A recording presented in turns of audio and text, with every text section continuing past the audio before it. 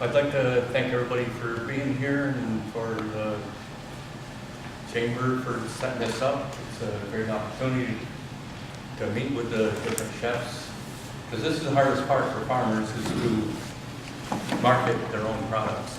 They're great at growing stuff, producing stuff, having quality vegetables and sheep and whatever you're growing, you're really great at that. But for a farmer, this is the hardest part, is promoting your own products. This is our farm has been in our family since the 1880s, and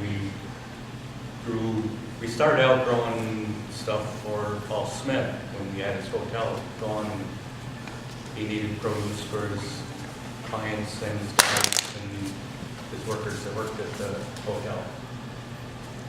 So that's the beginning of our farm.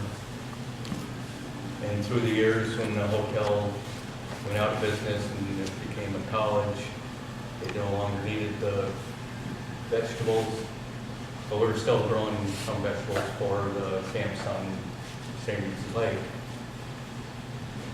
And then when Clarence Birdseye figured out how to freeze vegetables and the price for the need for fresh vegetables seemed to die out, we sort of went out of the vegetable business. And then we were still growing potatoes. We grow seed potatoes. That's our main crop, is seed potatoes. And a lot of those potatoes we do sell for fresh market. So we've always done that.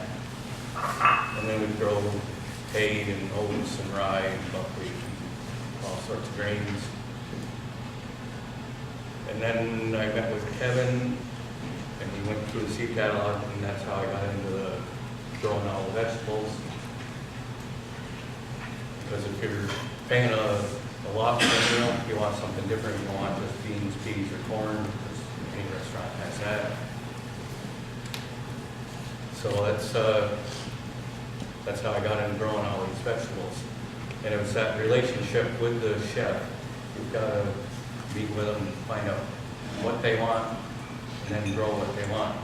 You want to grow something because you think that's what they want, and you bring it to them and say, I don't want that. It's like collards. So Kevin, I was growing some collards for another restaurant. He said, well, send them to him, because I don't like collards, so I'm not cooking.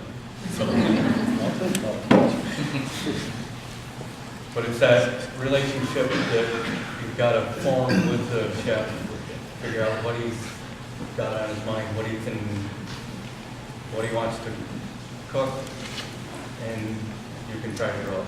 And then you've got to explain to him, I tried to grow it, but we got a hailstorm and shredded it, so I don't have it. So it's that relationship that you've got to form with the restaurateurs. And a lot of times the chefs aren't in charge with writing the check, so you've got to be able to talk to the owner of the restaurant into believing the chef that he can use your product and it'll be more cost effective than buying it off the food grade from, I can't say Cisco, I have trouble with that. So that was how I got started, and now I'm up to 9 restaurants, and it's working out well. I've got a good relationship with all the restaurants that I'm working with. There's only 1 or 2 restaurants that would rather buy from the food purveyor because they only want to write 1 check out. So that's my story, and I'm sticking to it.